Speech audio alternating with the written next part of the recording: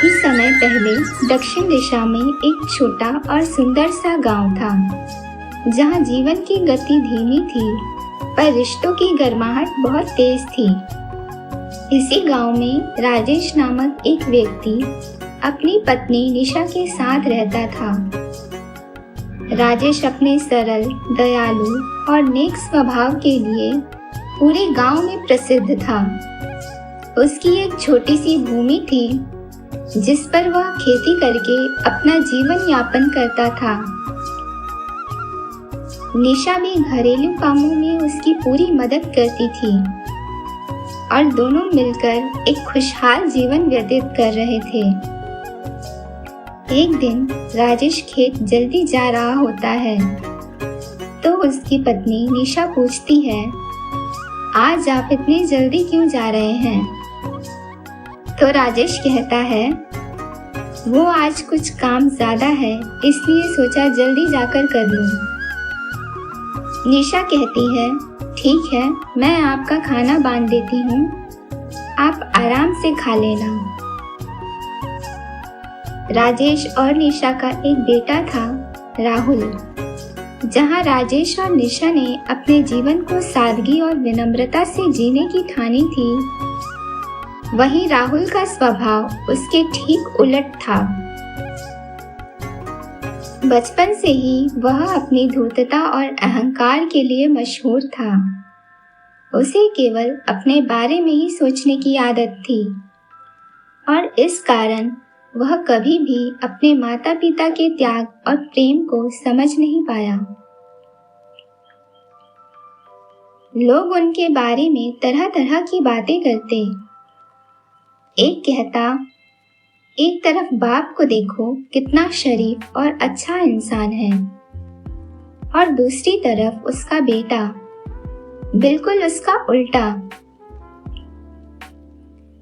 वहीं दूसरा कहता, हाँ सही कहा, पूरा गांव राहुल की इन हरकतों से बहुत परेशान है।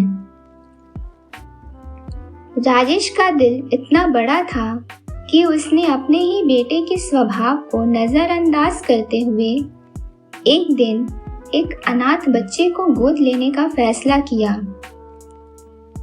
इस बच्चे का नाम अजय था। अजय जब छोटा था तभी उसके माता पिता का देहांत हो गया था। हालांकि वह अजय को गांव में नहीं रख सका क्योंकि वह चाहता था कि अजय की पढ़ाई अच्छी हो और उसका भविष्य उज्जवल बने। इसलिए उसने अजय को शहर में एक अच्छे स्कूल के हॉस्टल में भेज दिया। अजय बचपन से ही पढ़ाई में होशियार था। उसने अपनी मेहनत और लगन से न केवल पढ़ाई में अच्छे अंक प्राप्त किए बल्कि शहर में एक बेहतरीन नौकरी भी हासिल कर ली। अजय हमेशा से ही राजेश को अपना मार्गदर्शन मानता था और उन्हें अपने जीवन का सबसे बड़ा सहारा समझता था। एक दिन अजय अपनी पत्नी साक्षी से कहता है, आज मुझे यह नौकरी मेरे माँ पिता के आशीर्वाद से ही मिली है। साक्षी कहने लगी, लेकिन यह सब आपकी मेहनत की वजह से भी हुआ है। तो अजय उससे कहता है, नहीं साक्षी, यह सब मेरे माँ और बाबूजी की ही वजह से हुआ है। अगर वह नहीं होते तो मुझ जैसा अनाथ बच्चा आज दुनिया की ठोकरों से मिट्टी में मिल गया होता। मैं जल्दी उनसे मिलने जाऊंगा। समय बीतता गया और राहुल की शादी हो गई। उसकी पत्नी का नाम सरिता था। सरिता और राहुल की शादी के शुरुआती दिनों में सब कुछ सामान्य था, पर धीरे धीरे उनके स्वभाव में एक बदलाव आ गया। राहुल पहले से ही घमंडी और स्वार्थी था, लेकिन शादी के बाद सरिता का साथ मिलने से उसका यह स्वभाव और भी खराब हो गया। वे दोनों अपने माता पिता से दूर होने लगे। घर के काम और खेत की देखभाल का सारा बोझ राजेश और निशा पर आ गया। सरिता एक दिन निशा से कहती है, क्या माँ जी, आपसे एक काम तक नहीं होता? निशा उसे बताती है, बहू, मेरी आज तबीयत ठीक नहीं है, लेकिन तुम चिंता मत करो, मैं धीरे धीरे सारा काम कर लूंगी। अब न केवल वे काम में लगे रहते थे, बल्कि उन्हें अपने ही घर में अजीब सा महसूस होने लगा। जहाँ कभी उनके घर में प्यार और आपसी समझदारी का माहौल था, अब वहाँ केवल तनाव और अपमान था। राहुल और सरिता उन्हें केवल एक बोझ मानते थे। जब वे थक कर आराम करने बैठते, तो राहुल और सरिता उन पर ताने कसते या फिर उनकी निंदा करते। यह सब देख राजेश अपनी पत्नी से कहता है, निशा, मैं अब तुम्हें इस घर में और बेइज्जत होते नहीं देख सकता।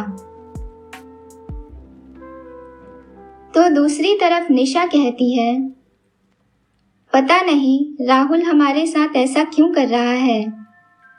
ना जाने क्या कमी रह गई थी हमारी परवरिश में।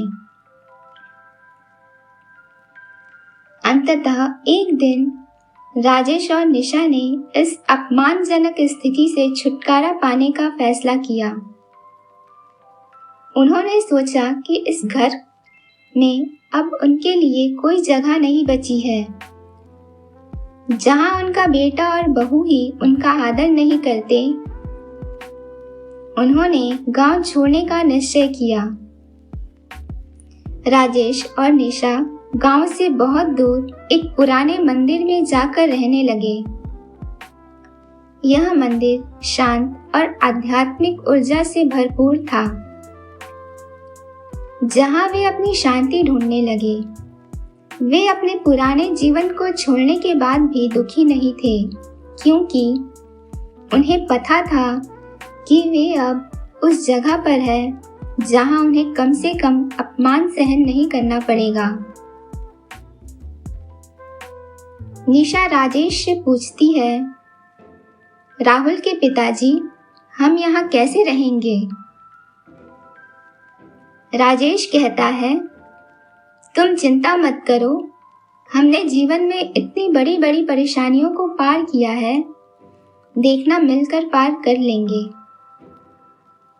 महीने बीत गए। एक दिन अजय अपनी पत्नी साक्षी के साथ गांव में अपने माता पिता से मिलने आया। उसने सोचा था कि वह राजेश और निशा को खुश देखकर प्रसन्न होगा, लेकिन जब वह उनके घर पहुंचा तो वह चौंक गया। घर में ना तो राजेश थे और ना ही निशा। अजय ने राहुल से पूछा, भैया, माँ और पिताजी कहाँ हैं? वो दोनों कहीं दिखाई नहीं दे रहे हैं। राहुल कहता है, मुझे नहीं पता कि वे दोनों कहाँ गए। हमें तो कुछ पता भी नहीं चला कि वो कहाँ गए। यह सुनकर अजय का दिल बैठ गया। उसे अपनी आत्मा में कुछ टूटता महसूस हुआ।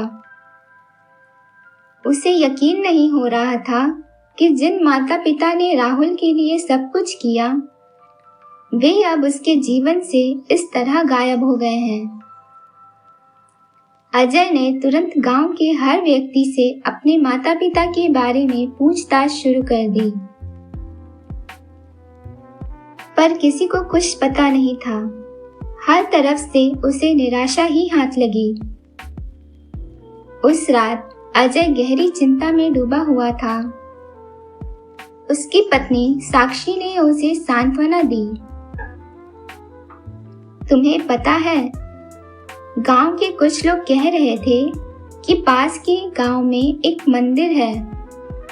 लोग कहते हैं कि वहां जो भी मन्नत मांगो वो पूरी हो जाती है। क्यों ना हम वहां जाकर देखें, शायद भगवान हमारी यह मनोकामना पूरी कर दे। साक्षी की बात से अजय को थोड़ी उम्मीद जगी। उसे लगने लगा कि शायद उसके माता पिता वहीं कहीं होंगे जहां शांति और ध्यान हो सकता है। अगले ही दिन अजय और साक्षी ने उस मंदिर की यात्रा की योजना बनाई।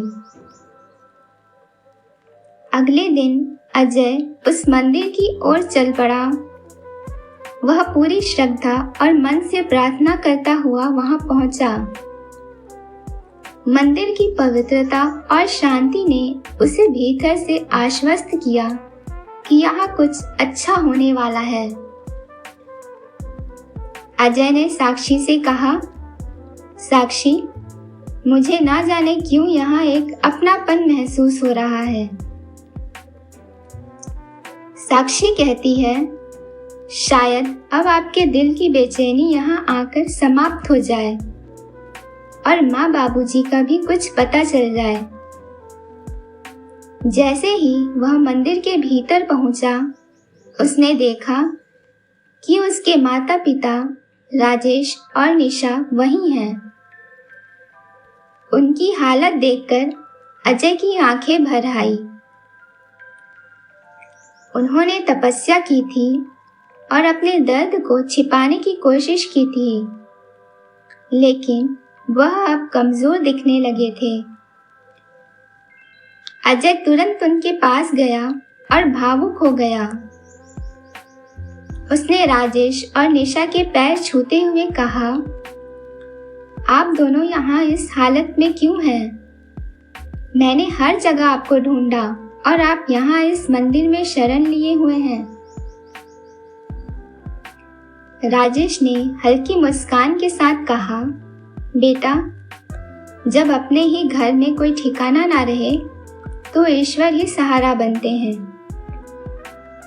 तो अजय ने कहा, लेकिन बाबूजी, आप और माँ अब यहाँ अकेले नहीं रह सकते। राजेश ने फिर कहा, बेटा, हमारे पास अब कोई दूसरा घर नहीं रहा, इसलिए यही मंदिर अब हमारी आखिरी मंजिल है। लेकिन अजय ने उन्हें ज्यादा कुछ कहने का मौका नहीं दिया। उसने उन्हें मना लिया कि वे यहाँ और नहीं रहेंगे। वह कहने लगा, मुझे अब कुछ नहीं सुनना। आप दोनों मेरे साथ चलेंगे मेरे घर में, जहाँ आपको वह प्यार और सम्मान मिलेगा जिसके आप हकदार हैं। राजेश और निशा की नजर साक्षी पर पड़ती है और वह अजय से पूछते हैं, बेटा, यह कौन है?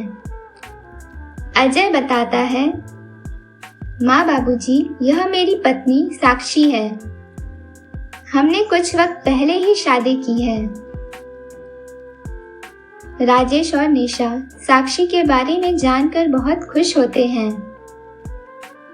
अजय और साक्षी दोनों ने राजेश और निशा को अपने घर ले जाने का फैसला किया। घर लौटकर उन्होंने बहुत प्यार और देखभाल से राजेश और निशा का ख्याल रखना शुरू कर दिया। निशा साक्षी से कहती, लाओ बहू, मैं घर का काम करती हूँ। तो साक्षी कहती, माँ, यह आप क्या कह रही हैं? मेरे होते हुए आप घर का काम करेंगी? ऐसा मैं कभी नहीं होने दूंगी।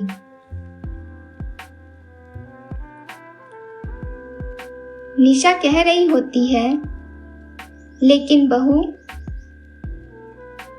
साक्षी बीच में ही रोकते हुए कहती है, लेकिन कुछ नहीं, आप बस आराम कीजिए और आज के बाद आप मुझे बहू नहीं बेटी कहिएगा। यह देखकर राजेश और निशा का दिल फिर से खुशी से भर उठा। कुछ समय बाद राजेश की एक पुरानी जमीन बहुत अच्छे दामों में बिक जाती है। इस सौदे से राजेश को काफी बड़ा मुनाफा होता है। इस खबर के फैलते ही राहुल और सरिता को यह पता चला कि उनके पिता अब आर्थिक रूप से काफी मजबूत हो गए हैं। सरिता कहती है, अजी सुनते हो, तुम्हें पता है माँ और बाबूजी के बारे में? राहुल कहता है, नहीं, क्या हुआ?